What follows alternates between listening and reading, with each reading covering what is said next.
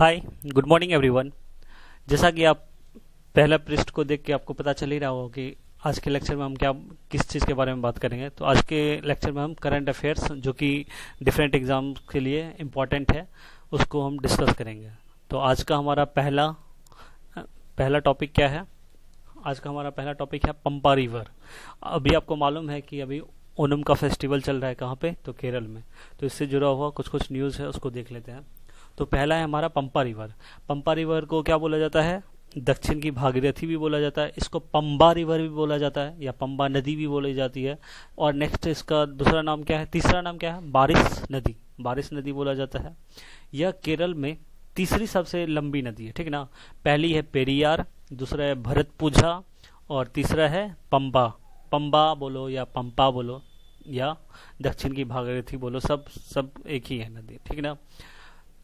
ये पंपा रिवर जो है, इसी के जो तट पे कौन सी मंदिर है? सबरीमाला का मंदिर है, सबरीमाला मंदिर, ठीक ना। काफी फेमस था। किस भगवान को लेकर फेमस है? तो ये है भगवान अयप्पा। भगवान अयप्पा के लेकर ये सबरीमाला मंदिर फेमस है। और ये सबरीमाला मंदिर किस नदी के तट पे है? तो पंपा रिवर के तट पे है, ठीक। अब सबरीमाला मंदिर से जुड़े हुए फैक्ट्स देख लेते हैं।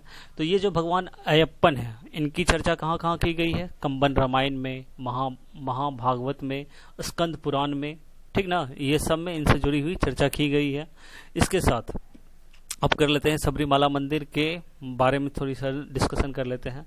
ये क्या है? शैव और वैष्णव दोनों के बीच के कड़ी का है, ठीक ना। भगवान अयप्पन के बारे में एक और बात है क्या कि भगवान अयप्पन, ये जो मंदिर है सबरीमाला मंदिर में, आप जानते हो कि औरतों का जाना, खास करके एक एज ग्रुप के बीच में जाना क्या है, वहाँ वर्जित है। कि मिडिल एज ग्रुप की, मतलब करीब 10 से लेके 55 साल की, 55 या 45 कुछ है ऐसा, उस साल के बीच की लड़कियां या औरतें नहीं जा सकती है। क्यों? क्योंकि भगवान अयप्पन जो थे वो ब्रह्मचारी थे, ठीक। इसलिए वहाँ पे जाना वर्जित है या मना है, ठीक। उसके बाद देख लेते हैं ये सबरीमाला मंदिर कहाँ पे है।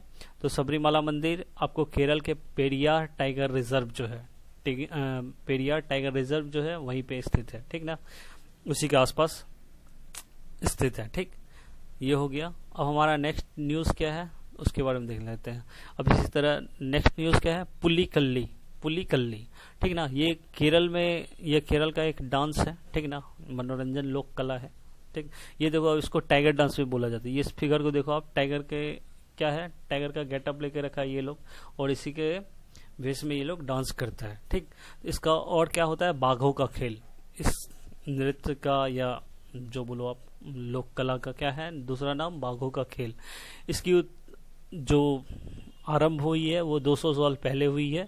और इसके उत्पत्ति में महाराजा राम वर्मा सक्तन थम्पुरन का महत्वपूर्ण योगदान रहा है।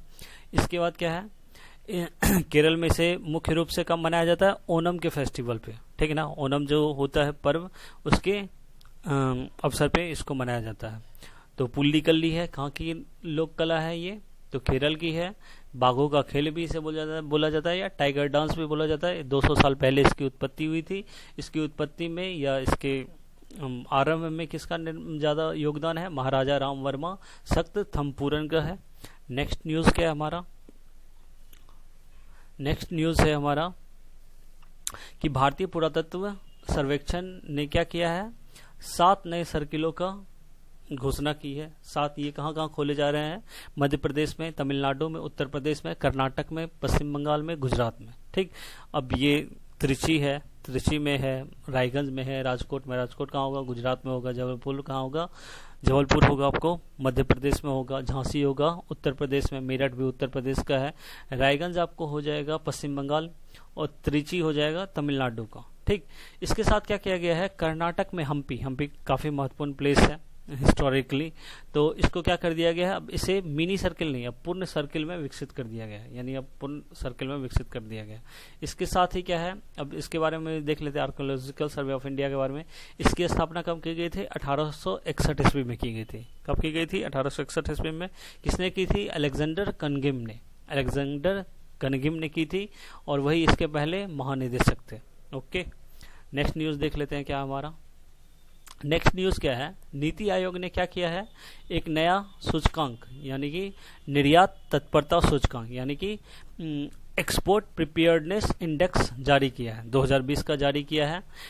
इससे क्या मालूम चलता है, इस इंडेक्स के बारे में अध्ययन करके हमको क्या जानकारी मिलेगा कि ये देखेगा कि इंडिया का डिफरेंट स्टेट, मान लो बिहार है उसका तमिलनाडु से, तमिलनाडु का महाराष्ट्र से, ये सभी का क्या किया जाएगा, ये लोग एक्सपोर्ट से रिलेटेड क्या क्या इसकी तैयारी है, परफॉर्मेंस कैसा है, उसके बीच में क्या होगा, कंपटीशन होगा, उसके बीच में कंपैरिजन होगा, जिससे क्या होगा, अगर मान लो कोई स्टेट क्या रह गया है, अब देख लो इसका फायदा क्या क्या है।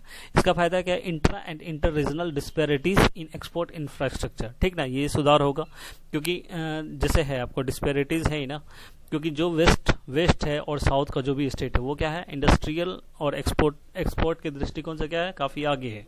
आप महाराष्ट्र को देख लेना, रिपोर्ट आएगा ही, महाराष्ट्र, गुजरात, तमिलनाडु, ये सब एक्सपोर्ट काफ़ी अच्छे ढंग से करता है, क्योंकि यहाँ पे इंडस्ट्री काफ़ी है। अब इसलिए क्या होता है, जो माइग्रेंट लेबर होते हैं वो कहाँ जाते हैं, बिहार उत्तर प्रदेश से उठ के या पश्चिम बंगाल से उठ के कहाँ जाते हैं, वेस्टर्न स्टेट में जाते हैं, यानी महाराष्ट्र में जाएंगे, फिर आपको साउथ में जाएंगे, इधर ही जाएंगे, ठीक। लेकिन तो इसलिए ये क्या करेगा, जब कंपैरिजन होगा तो क्या होगा, अब इसको भी बुरा लगेगा, बिहार को भी बुरा लगेगा, असम को भी बुरा लगेगा, तो ये लोग भी अपने यहाँ जो भी कमियां रह गई है एक्सपोर्ट से या इंडस्ट्री को बसाने में, उसको दूर करेंगे, ठीक। इसके साथ और क्या होगा, poor R&D, research and development infrastructure to promote complex and unique export. तो इससे क्या क्या होगा, रिसर्च एंड डेवलपमेंट। अब मान लो कोई स्टेट पीछे रह गया तो वो सोचेगा ना कि कैसे आगे आया जाए, तो उसके लिए वो क्या करेगा, रिसर्च करेगा एंड डेवलपमेंट करेगा अपने इंफ्रास्ट्रक्चर को, कि अगर रोड नहीं है, बिजली नहीं है तो उसको वो प्रोवाइड कराएगा, कोस्टल एरिया से अगर कनेक्शन नहीं है तो उसको कनेक्शन करेगा, रेल लिंक, रोड लिंक, ये सब प्रोवाइड करवाएगा, जो जो इंडस्ट्री के लिए ज़रूरत होती है, ठीक, ये सब करेगा। साथ में यूनिक एक्सपोर्ट, मान लो अब आलू को एक्सपोर्ट कर रहा है, तो मान लो तेलंगाना आलू एक्सपोर्ट कर रहा है, तो अभी बिहार क्या करेगा, आलू का चिप्स बनाएगा, आलू का भुजिया बना के भेजेगा। तो कुछ यूनिक होना चाहिए, यूनिक करेगा तभी जाके उसका ज़्यादा एक्सपोर्ट होगा, ओके। तो ये सारी सुविधाएं होगी अगर हम इसका कंपैरिजन करेंगे। इसलिए नीति आयोग ने ये इंडेक्स जारी किया, ताकि जो डिफरेंट स्टेट है, इंडियन डिफरेंट स्टेट, उसके बीच में ये क्या आ जाएगा, प्रतिस्पर्धा आए, ठीक। उसके बाद क्या है, इसका मापदंड कैसे नापा जाएगा या कैसे मापा जाएगा कि कौन सा स्टेट अच्छा है, तो इसके लिए डिफरेंट क्या है, 4 प्रमुख मापदंड, यानी कि 4 कौन कौन से है। एक पॉलिसी है कि किस स्टेट ने कैसा पॉलिसी अपना रखा है एक्सपोर्ट के लिए, बिजनेस इकोसिस्टम कैसा है, कैसा माहौल है वहाँ का बिजनेस का लिए, अच्छा चल पाएगा कि नहीं चल पाएगा, तो इकोसिस्टम वैसा देखा जाएगा कि किसका बिजनेस इकोसिस्टम अच्छा है, तो जिसका इकोसिस्टम ज़्यादा अच्छा रहेगा वहाँ पर ज़्यादा बिजनेस आएगा। उसके बाद एक्सपोर्ट इकोसिस्टम, बिजनेस तो है, साथ में एक्सपोर्ट के लिए क्या इकोसिस्टम है, कैसा इकोसिस्टम है, क्या अगर मान लो अब देख लो, अब महाराष्ट्र है तो उसके पास कोस्टल एरिया है, बिहार है तो कोस्टल एरिया नहीं है, तो इसके पास ऑब्वियसली है कि क्या होगा, एक्सपोर्ट का इकोसिस्टम उतना अच्छा नहीं होगा कि वो दूसरे देश में भेज सके, ठीक। तो वो देखा जाएगा कि एक्सपोर्ट इकोसिस्टम कितना अच्छा है। फिर एक्सपोर्ट परफॉर्मेंस कैसा है, ये भी नापा जाएगा उसमें। और इसके साथ 11 सब पिलर, 4 तो पिलर हो ही गया, लेकिन 11 क्या है, सब पिलर भी है, जिसमें export promotion policy, institutional framework, business environment, ये सब सारे 11 सब पिलर है। तो इसको आपको याद रखना है, 11 सब पिलर और 4 मेन पिलर है, ठीक ना, 4 मेन पिलर, जिसमें policy, business ecosystem, export ecosystem, export performance, ये सारे चारों आते हैं। इसके आधार पे देखा जाएगा कौन सा स्टेट अच्छा कर रहा है। तो अब देख लेते हैं इसके बारे में। ये रिपोर्ट कौन जारी करता है, ये इंडेक्स कौन जारी करता है, तो नीति आयोग, आपको याद रखना है। अब देख लेते हैं इसमें कौन कौन क्या हुआ है। देखिए, सबसे बेस्ट परफॉर्मेंस करने वाला राज्य कौन सा है, गुजरात, उसके बाद है नेक्स्ट महाराष्ट्र, उसके बाद है तमिलनाडु। मैंने बोला ही था वेस्टर्न स्टेट जो है वो काफ़ी आगे है इसमें। इसके बाद है स्थल रुद्ध राज्य, लैंड लॉक्ड, जिसका मतलब कि कोई जो चारों ओर राज्यों से घिरा हो, कोई कोस्टल एरिया नहीं है उसके पास। तो इसमें सबसे अच्छा परफॉर्मेंस कौन दिया है, राजस्थान। इसके बाद सेकेंड आता है तेलंगाना और नेक्स्ट आता है हरियाणा, ठीक। अब हिमालयी राज्यों में जो जिस राज्यों की बॉर्डर किससे टच होती होगी, हिमालय, तो हिमालय से जुड़े हुए राज्यों का एक अलग इंडेक्स जारी किया गया। तो उसमें सबसे बेस्ट कौन किया है, उत्तराखंड। इसके बाद है त्रिपुरा और नेक्स्ट है हिमाचल प्रदेश। इसके बाद है यूटी में सबसे अच्छा कौन किया है, दिल्ली किया है। उसके बाद गोवा किया, उसके बाद चंडीगढ़ किया। नीतिगत मापदंड यानी पॉलिसी सबसे बेटर किसका रहा है, तो सबसे अच्छा रहा है महाराष्ट्र का, उसके बाद गुजरात का, उसके बाद झारखंड का तीसरे नंबर पे है, ठीक। अब है व्यवसायी, व्यवसायी वातावरण, बिजनेस इन्वायरमेंट। बिजनेस इन्वायरमेंट सबसे अच्छा किसका है? गुजरात का है, नेक्स्ट है दिल्ली का, तमिलनाडु का नेक्स्ट है, ठीक। अब है निर्यात अवसंरचना, एक्सपोर्ट इंफ्रास्ट्रक्चर सबसे अच्छा किसके पास है? तो वो सबसे अच्छा किसके पास है? महाराष्ट्र के पास है। उसके बाद नेक्स्ट है उड़ीसा के पास है, उसके बाद राजस्थान के पास है, ठीक। उसके बाद क्या है कि निर्यात प्रदर्शन, जो एक्सपोर्ट परफॉर्मेंस है, वो सबसे अच्छा किसका है? मिजोरम का है, उसके बाद गुजरात का है, उसके बाद महाराष्ट्र का है। अभी देखो अब क्या है, भारत का 70% निर्यात 5 राज्यों से जो अभी एक्सपोर्ट होता है, जो मान लो 100 चीज भेजा जाता है दूसरे देश में, तो उसमें से 70 सामान कहाँ से भेजा जाता है? ये 5 राज्य, महाराष्ट्र, गुजरात, कर्नाटक, तमिलनाडु और तेलंगाना, यही 5 राज्यों से भेजा जाता है, ठीक। तो इसलिए मैंने बोला ही था कि जो साउथ है और वेस्ट है वो एक्सपोर्ट में एकदम टॉप पे है। नेक्स्ट न्यूज़ क्या है हमारा?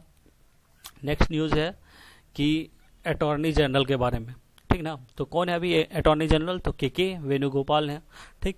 उसके बाद क्या, अभी ये क्यों न्यूज़ में है? क्योंकि इन्होंने क्या, भारत सरकार ने इनसे कुछ राय मांगी थी कि जीएसटी का क्या किया जाना चाहिए। तो इन्होंने एक राय दी है अपनी कि कोरोना महामारी के दौरान जो भी क्षति हुई है जीएसटी में राज्यों को, उसकी भरपाई किसे करना चाहिए? सेंटर को करना चाहिए, ओके। अब देख लो कुछ इसके बारे में फैक्ट्स देख लेते हैं। ये हमारे के वेणुगोपाल, इनके बारे में देख लेते हैं कि देखिए, महान्यायवादी अटॉर्नी जनरल का उल्लेख हमारे संविधान के अनुच्छेद 76(1) में किया गया है, कि जिसके तहत कहा गया क्या, भारत के राष्ट्रपति द्वारा संविधान के तहत की जाती है। इसकी नियुक्ति इस अनुच्छेद के तहत की जाती है। इनका जो कार्यकाल होता है वो राष्ट्रपति के प्रसाद पर्यंत निर्धारित रहता है। जब राष्ट्रपति चाहेंगे तब इनको हटा सकते हैं। इसके साथ क्या है कि अनुच्छेद 143 कहता है कि भारत का राष्ट्रपति इनको जो भी केस देगा वो जाके सुप्रीम कोर्ट में ये प्रतिनिधित्व उसका करेंगे, यानी कि उसके बारे में डिस्कशन करेंगे, वहाँ पे जाके लड़ सकते हैं भारत सरकार की तरफ से, वहाँ पे कहाँ पे? सुप्रीम कोर्ट में। इसके साथ और भी आप एक फैक्ट जानते ही होगा कि जो अटॉर्नी जनरल है वो किसी भी न्यायालय में जा सकते हैं, ठीक ना। भारत के सभी न्यायालयों में सुनवाई का अधिकार है इनके पास। साथ ही क्या है, ये संसद के दोनों सदनों में बोलने तथा कार्रवाई में भाग लेने का भी अधिकार इनके पास है। मतलब राज्यसभा में भी जा सकते हैं, लोकसभा में, वहाँ पे जाके बोल भी सकते हैं, ठीक। उसके बाद क्या है, बस इनके पास एक अधिकार नहीं है कि वो कार्रवाई जो होती है उसमें मतदान नहीं कर सकते। क्यों नहीं मतदान कर सकते? क्योंकि ये संसद का हिस्सा नहीं है, मेंबर नहीं है, इसलिए, ओके। आई होप कि आप सभी को अच्छा लगा होगा लेक्चर आज का। तो आप प्लीज़ लाइक कर दो मेरे वीडियो को और सब्सक्राइब कर लो मेरे चैनल को, और साथ में अपने दोस्तों के साथ शेयर करो ज़रूर से ज़रूर।